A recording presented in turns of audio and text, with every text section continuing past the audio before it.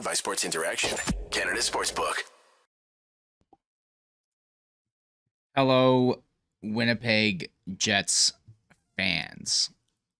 Welcome back to Game Over Winnipeg. My name is Brady. I will be your eulogy director for tonight's program. Welcome back to the show, everyone. What to even say about this game? The Winnipeg Jets lose 4-0 to the Philadelphia Flyers. You know, the Philadelphia Flyers that are, near bottom of the league. 4-0 to them. They allowed 4 goals. 4 to the Philadelphia Flyers at home on a game where they didn't have a back-to-back. They've had a lot of games in January, but so has every team. That's kind of how the NHL schedule works. Oh, boy. Where to even begin here? This was a game that felt almost like a must-win for the Jets in the sense of they've been kind of sliding recently. They have not been playing well. They had, 4 of their past 6 games before this game were losses. Now, of course, 5 of 7. And coming into this game, only 15 goals in the last 6 games by the Jets. That's not enough. That's not enough to be a contending team. Now, that's 15 goals in 7 games. Even worse. This is... I think we need to hit the panic button at some point here. I know we're only in, a couple games slide. I sent a chat to our Game Over group chat, and I was saying how the Game Over curse has finally made its way over to Winnipeg. And I don't even know what to say. Tonight was a game where the Winnipeg Jets very, very clearly missed Dylan DeMello, who will be out of this game and the next, going into the All-Star break. And the Jets had such an abysmal effort. If you lay any of those goals on the feet of Conor Helbuck, I will smack you. Of course, he gets pulled in the third period. That was an absolute mercy pulling for him. He does not deserve to play in front of this team. And behind this team. He does not deserve the team that played in front of him. In the sense that Conor Helbuck deserves so much more. He's such a fantastic goalie, but a goalie can only get you so far. And hey, you got to give a shout out to Carter Hart, of the Philadelphia Flyers, pulling a reverse Helbuck on the Jets and shutting them out. And he played great tonight. Like that's the one thing I will say about this game. Coming off of the Buffalo game, which honestly felt like it broke me this season. Like I knew the Jets hadn't been playing well recently, but that game killed a little bit of me inside, I will say. Because not only were the Jets abysmal defensively, they weren't able to create anything. Again, against the Buffalo Sabres, who are a pretty soft team defensively in the sense of it's not difficult to score on them. They're up there with some of the best in regards to goals for, goals against, not so much. And looking at this game here, the one that I had a couple things just written down. I was getting a little bit concerned about the offense ever since the 3 players came back, that being, Ehlers, Wheeler, Perfetti. It just hasn't seemed like anything's really clicked. And it seems like the Jets have kind of reverted to how they used to play, where they relied on their skill rather than their ability to actually, be creative and create nice plays and just outwork other teams. They've strayed and farther from the word of Rick Bowness. And tonight was awful. But I will say the one tiny little thing I will say that was better than the Sabres game. The Jets were actually creating tonight. It seemed like they actually had some decent offensive chances. There were a bunch of posts that they hit. And again, like I said, Carter Hart played out like fantastically. That was a deserved shutout. That was not one where the Flyers made it really easy for him. I actually thought that the Jets did well on that front. But defensively, boy, oh boy, as I said, they really missed Dylan DeMello today. The pairings they ended up jotting out, at least to start, the blender came out eventually. Morrissey together with Pionk. What was it? Brendan Dillon was with Dylan Sandberg, and then Nate Schmidt babysitting Logan Stanley. And yeah, this game more than ever has cemented the fact that the Jets need a top 4 D-man at the deadline here. Like that is so beyond clear now. I feel like at the start of the year, it was really obvious to everyone that the Jets were kind of lacking in regards to, top 6 wingers. But if you get one injury in the top 4 on defense, this is what we're basically looking at. If Morrissey gets hurt, if Dylan DeMello gets hurt, if Brendan Dillon got hurt, it would cause a lot of imbalance. If Nate Schmidt even did, like Nate Schmidt is such a versatile player. I'll give him props for that. And going forward, next game, I would really, really, really hope to see, pairings that were more like, Morrissey with Schmidt, Dillon with Pionk, and Sandberg and Stanley together, I guess, or throw Capobianco in there, because I think that since returning from injury, Logan Stanley's been something, that's for sure. But anyways, this is a long preamble before we dive into the game breakdown. Before we do that, I think you know which way it's going to go. Make your bet with Sports Interaction, whether it's hockey, football, or basketball. Sports Interaction has you covered. Bet pregame, live and play, or on one of our many prop bets. Sports Interaction makes it easy to deposit, play, and cash out. Join now and see all that sports betting has to offer. Want to bet? Head to sportsinteraction.com/SDPN. That's sportsinteraction.com/SDPN. 19 plus. Please play responsibly. Seriously, please play responsibly. I don't want anyone being, irresponsible with their gambling. Anyways, all right. Let's start from the top. I've already given you, what I was looking for from the Jets, and what I was hoping to see. I'm just going to take a peek into chat right now, see if anyone has any comments here. I would love to highlight. John Chan, another embarrassing loss to a team below the playoff line. Team is fragile and soft right now. I couldn't agree more. Let me just read here. All right, that's good. Just a lot of what the fuck was that from Stressful Gengar. Is the team tired, or are they just crap that's posed as better? I think a bit of both. I think the Jets probably have played a little bit above what they are, especially considering all the injuries that they had to start the year. And now that things are getting back in the swing of things with all, players being more up to health, I think it's important for Rick Bowness to get everyone back on the same page, kind of ring in the team and, let them know that this is unacceptable. And it is. Like, the way that the Jets have been playing is unacceptable. They will not, get even past a single round if they're playing this way come playoff time, but it is what it is. Okay. So, as I said, concerned about offense to start.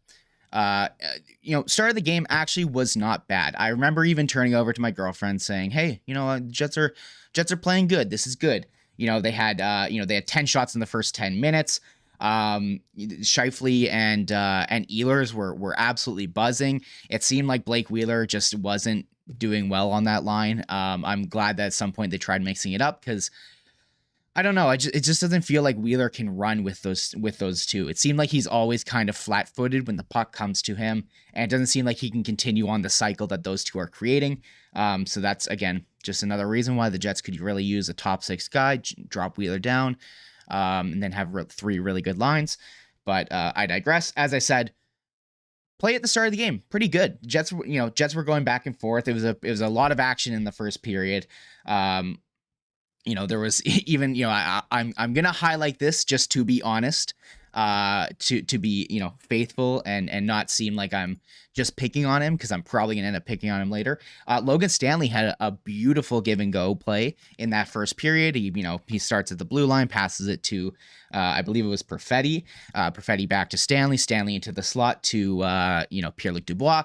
He gets a chance. Unfortunately, of course, it doesn't go. But I have to give credit to Stanley for that, because just so that I have one in my pocket where I can pull out a negative on him, because I think I might need that today. But yeah, there's a lot of, the other thing about that I was really hoping for the Jets is, obviously on the offense, we were getting concerned about that, but especially with how things have gone against the Sabres, I've been concerned about their defense and the amount of catastrophes that they summon. I said I thought that the Jets played decent, at least offensively. They were running and gunning in the first period, but they were still allowing a lot of chances and a lot of breakdowns, a lot of turnovers. Defensive zone turnovers easily are one of the obvious things that are killing the Jets right now. They're at one point, after the 10-minute mark, where the Jets had a great start, things start to get a little dicier. There's a D zone giveaway. It leads to like two really good chances that the Flyers get. This is the one where D'Angelo ends up hitting the post. Luckily, they don't score there. But then that also leads to Logan Stanley, who then takes a hooking penalty on Tony D'Angelo because he can't keep up with him. It's really obvious. This is maybe a hook that you can get away with in the playoffs, possibly, but certainly not in the middle of the season. Really obvious, easy call for the ref. Good on him. Great, cool. Jets go to the PK, and the start of the PK was a little bit rough, but this is when Morgan Barron and Saku Maenalainen make a couple nice plays, go up the ice, get a couple really good chances, and God, I have to say, I am absolutely loving Morgan Barron and what he's brought to this team this year. He's a guy who absolutely has so much, energy. He's got a great motor. He seems to always kind of be in the right spots. He's great in the corners. He's great on puck battles. He's easily becoming one of my favorite bottom six guys. I'm really excited to see what he can do, with more time. Now he's getting kind of chances in the top six, as we'll talk about when the blender came out, as well as, the game against the Leafs where he was playing with Ehlers and Mark Scheifele. Good, you got to give it to him. But then, of course, this leads to the first of 4 goals that the Flyers get, and this is when Noah Cates, basically this happens right at the end of the penalty kill for the Jets. What ends up happening is Carson Kuhlman kind of stops, skating. He's still on the PK, so he can't really be man-to-man, but at the position of where it is, the puck is on the goal line. You got a guy in the slot. You're kind of next to him. You kind of got to stay with him if he starts moving. So unfortunately, Noah Cates gets away from Carson Kuhlman right at the end of the PK. The pass comes to him. He unfortunately can't really handle it. And it goes to Neil Pionk, who's standing in the blue paint. He tries to kick it out. It goes right back onto Cates' stick. And bing, bang, it is 1-0 for the Philadelphia Flyers. Then I have to mention it because it was so funny. Blake Wheeler takes the most obvious tripping penalty I've ever seen in my life, and both refs just don't call it, which then leads to Joel Farabee yelling at the ref from the penalty box, or not from the penalty box. My apologies. We're jumping ahead. From the bench. I thought this was going to be a penalty on Torts, I'll be honest with you, when they called the bench minor to start with. But it turns out it's Joel Farabee barking at them. They end up giving him an unsportsmanlike, puts him in the box. And I'll be honest, I thought the power play was pretty good. They got 4 shots, but honestly, it just seems like the timing is off for the Jets right now, especially on their power play. Even when they get these really good power plays where, they're getting 4-5 shots on, it just seems like something's off. Like the way they're switching, they're not really creating the movement that I would like to see. I think Nick Ehlers has brought an aspect of that, but now it seems like guys are switching with like not really any reason to it, like not to really create a play. And so it just kind of seems like they're switching things up because they're like, me standing here and you standing here and not moving isn't creating anything. Why don't we switch? But all it's doing is you're just standing in a different spot. And so, again, I think one of the things that I would like to see is more movement on the power play. I think Kyle Connor, this is one of the things that is kind of tough on him. And there's a point later I'll mention on the power play where he just gets caught flat-footed and doesn't really do anything with it. But I think that that's one thing that absolutely needs to improve. The final like 2 or 3 minutes of the period weren't great for the Jets. And what I have written here is just decent period, lots of chances. Jets need to tighten up defensively and stop with the giveaways. And that did not stop. I also have written down here, I thought that, the Perfetti, Dubois, and Connor line was pretty brutal in the first period, and they kind of continued that on throughout the game, I would say. And that's kind of, I think, one of the big reasons why Rick Bowness ended up pulling out the blender. But on to the second period. I don't know what it is with the Winnipeg Jets and second periods. I'm just going to check the chat real quick and have a sip of water. Just give me one moment here, guys.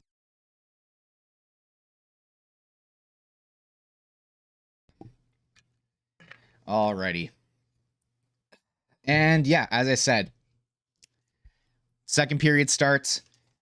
Starts off with a really bad start to the period by the Dubois line, as I was just mentioning. They get hemmed in their own zone for like a minute 30. They have to ice the puck, and they are just brutal. And then eventually, they finally get off the ice. Things continue, blah, blah, blah, whatever.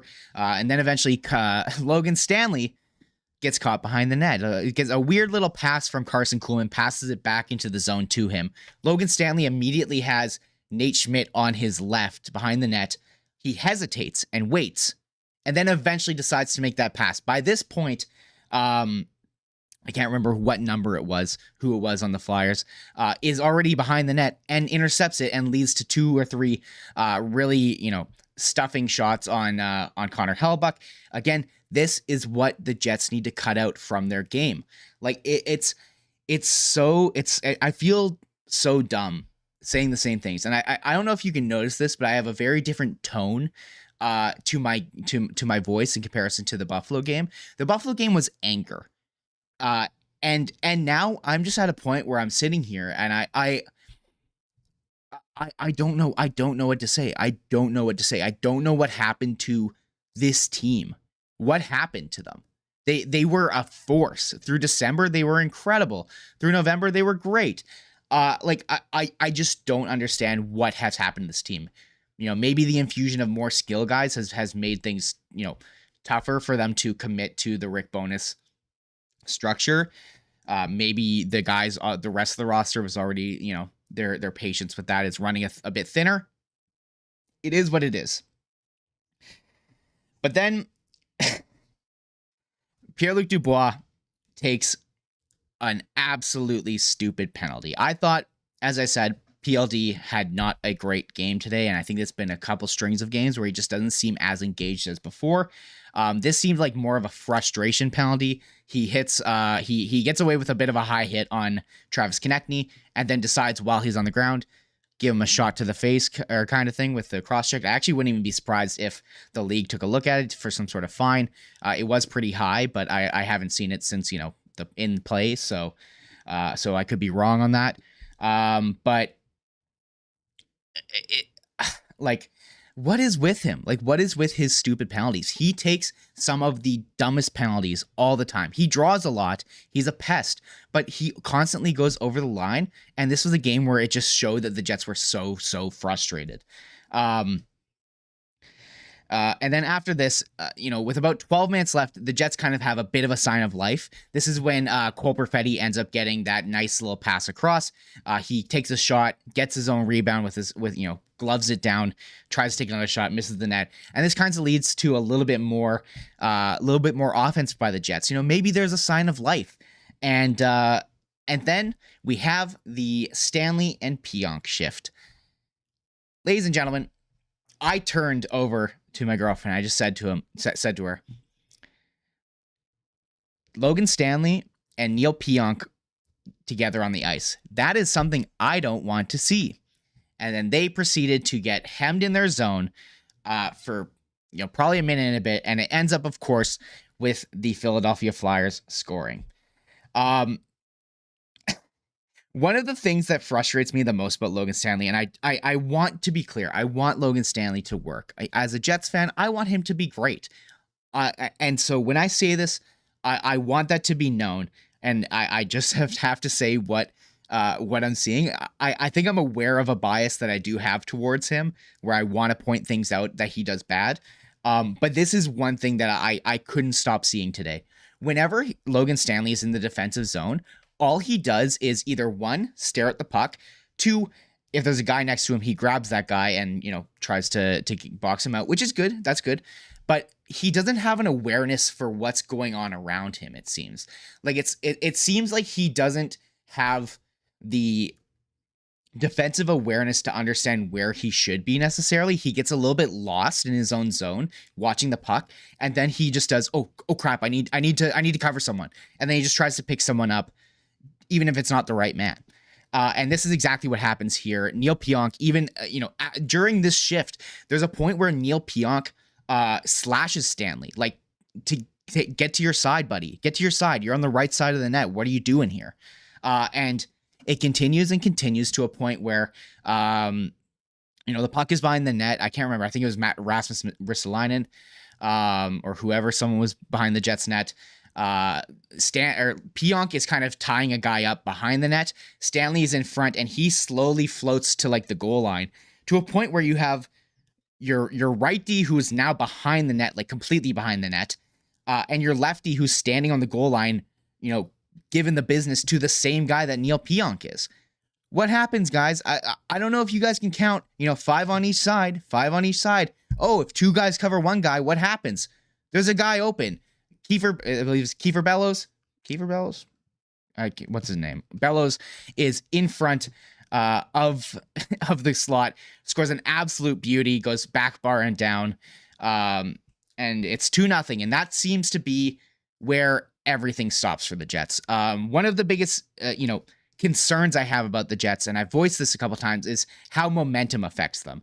And for this here, like this goal right now, ended the game. Like this was when the game was done. Like it just did not seem like the Jets had almost any life left in them. They have one little sign of life after this, which I'll get to in a moment, but the Jets need to figure out a way to get punched in the face and get back up immediately. Whenever things aren't going their way, it just seems like they get frustrated and more frustrated, and they keep trying to do the square peg in the round hole. Like it just doesn't work. And at this point, like this is where everything is over. Like the momentum that they had before this goal gets cut short, and all life is gone from the team. Rick Bowness decides to take a timeout at this point, which is a very good timeout. As I said, there's almost no sign of life out there. The rest of the game would have been completely dead if not. And it was a good little timeout to take because right after, Adam Lowry gets a nice little break down the ice. Of course, he isn't able to score. The defenseman got back, but then, Morgan Barron gets a chance and then, crashes the net. And this is where the emotion kind of starts coming out. I'm not surprised to see the Jets try to do this, try to light a spark. I have to give it to the Jets, like to the bottom 6 of the Jets, because they seem to be the only guys who gave a shit tonight. Like, every whistle, like the only times where I saw that the Jets were actually like maintaining good pressure, other than in the first period, I'll give Scheifele and Ehlers a pat on the back for that. But in the second, it just and later on in the game, the only guys that were able to create anything, it felt like, if it wasn't on the power play, was the bottom 6. Like, you have Lowry's line who goes out there and is banging and crashing. Then you have Stenlund's line going out with Menelainen and Gagne. And they had 2 back-to-back chances where, Lowry has his breakaway. Carson Kuhlman gets his shot off of the face-off, gets his own rebound, shoots it again backhand, hits the crossbar and down. Again, tough. But then, again, the next face-off that happens, pass back to the blue line, and Dylan Sandberg takes a shot. Adam Lowry with a nice little tip, again, hits the post. Like, if any of those go in, who knows what happens? Because again, like I said, the Jets are so affected by momentum that could have been the thing that sparks, a big comeback. But if you don't get, like, you can't have it be a make or break if we score the next goal or score a goal in the next couple minutes. That's it. But again, it's still, things are not going well. Like, despite the offense kind of showing back up for a little bit, there's still issues at, still defensive issues. Konechny sneaks behind the defense, gets a nice breakaway. Conor Helbuck makes a nice stop on him. Konechny goes around the net, hits the side of the net. Thank God. Otherwise, he absolutely would have had a goal there. And then Conor Helbuck has to, with his paddle, smack the puck out of his own crease. Like, I just don't understand what is causing the Jets to play like this. Eventually, Neil Pionk gets absolutely walked by Owen Tippett. He gets a nice shot. Conor Helbuck again stands tall for the Jets. And what does Neil Pionk do? I could give him credit for this, but just as I said in the Buffalo Sabres game, sometimes when you give the rough stuff after the whistle, it's not a, hey, we're pissing you off thing. It's a, hey, I'm pissed off and this is the only way to do it. And the other team can just kind of tell and just be like, fuck off, man. I'll give you shit back, but like, look at the scoreboard, buddy. Again, like I said, Neil Pionk gets walked and immediately after starts giving a little bit of a face wash to Owen Tippett. They end up both going to the box for roughing. But for me, this just signified to me Neil Pionk is just frustrated, didn't work.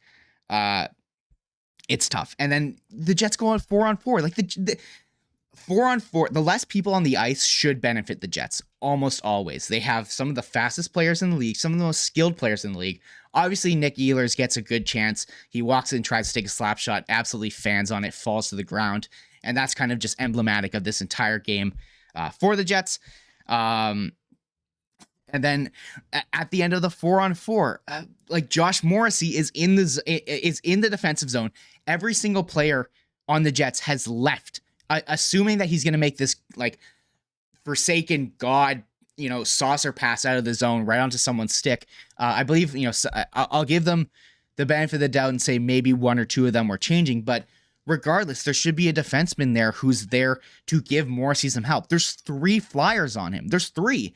And you can see Morrissey immediately go like, what am I supposed to do here? Like, he gets forced in the corner. They take it, the Flyers take the puck from him, get another chance on net. What is going on here? Why are you guys getting outworked, outplayed, outskilled even by the Flyers? The Flyers are... I feel crazy. I feel like I'm going insane right now. The Flyers are one of the worst teams in the league. This is a team in the Bedard sweepstakes. Like, I wouldn't be surprised if he ends up on their team at the end of the season. The Jets have just an awful period to end the second. 12-7 in shots. Like, I don't know. I don't know what to do here. And then, the third period comes along. They get a decent little start. The line blender comes out, and then, you get some really weird lines that they were trying. Some of them actually were working decently. You had Ehlers with Perfetti and Lowry, I believe. Connor with Scheifele and Kuhlman, and then Morgan Barron with Dubois and Menelainen, which I don't know why Menelainen is playing that high in your lineup. I don't understand why Kevin Stenlund isn't being pushed up the lineup. I get that he has to, be a centerman for the fourth line, but he's a guy who's been, super useful and works hard for the Jets. I thought he had a great game today. There was a nice little play he had where he drove the net and showed he actually, wanted to put effort into trying to win. I think that he should be rewarded with a lot more minutes, but otherwise, like I said, it's good to see that, Morgan Barron is getting rewarded. Other guys are getting rewarded, and also Rick Bowness, can assess the fact that something needs to change here. Like, something needs to be done. Game goes on. Owen Tippett sneaks behind both Morrissey and Pionk. This is a tough one to really decide who's at blame here. The one thing I'll say is the play was coming up the left side of the ice. If you're, standing from Conor Helbuck's view, Josh Morrissey's on that side. He tries to play the puck in the pass. Neil Pionk tries to grab the man. It's too late. someone's got to be aware of that guy. And, the way I was taught playing, I'm not a defense. When I grew up playing hockey, I played forward. However, I'm familiar with the position. I've played defense before. I've been taught somewhat how to play defense. The one thing that you're taught is, the guy on the puck side, he's the guy pinching. But if you're the D-man who's in the middle of the ice, you got to be ready for a guy coming up the middle.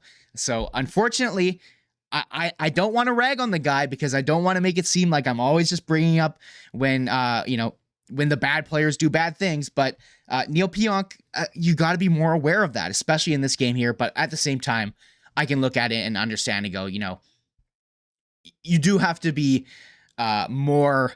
With the position the Jets were in, it's okay for them to be risking more because they do need to score. Like, they're down 2 goals at this point. But this kind of, again, puts the nail in the coffin. Owen Tippett sneaks behind him, walks in on Conor Helbuck, scores. And unfortunately, this isn't the one where Helbuck gets a mercy pulling. The new lines start to kind of go a bit, start to go together a bit better. You have Ehlers sorry, I had that wrong. I think I might have said it wrong. Either way, Ehlers is with Barron and Lowry. They have a nice little play where, Ehlers breaks into the zone, passes it off to Lowry. Lowry does a nice little forward pass for Morgan Barron. He tries to put it on. Again, Carter Hart stands tall, makes a nice little save on the 5-hole. It is what it is. A couple plays later, you have the Connor, Scheifele, and Kuhlman line on. They go up for a nice little rush where, Morrissey's kind of leading the rush here a little bit. He's coming up the middle of the ice. They break in, passes it off to Connor. Connor passes it back to Mark Scheifele, who's on the blue line. Takes a shot. Doesn't go in, of course. Rims around, and then the Jets get caught with a 2-on-1. Brendan Dillon's alone back, tries to lie down. They make a beautiful pass over top of him. A nice little goal there. Again, to put the blame on anyone, if anything, I think that this is either a Kuhlman or a Scheifele error where you have to know that Josh Morrissey is up in the rush. Someone's got to cover for him at some point. No one does, unfortunately. And again, 2-on-1, it's tough. Then eventually, Conor Helbuck gets his mercy pulling. Thank God. He'll be back in action in the Jets' next game, which I will bring up here. I can't remember what day it is. Is it Monday? It is Monday. Against the St. Louis Blues back in Winnipeg.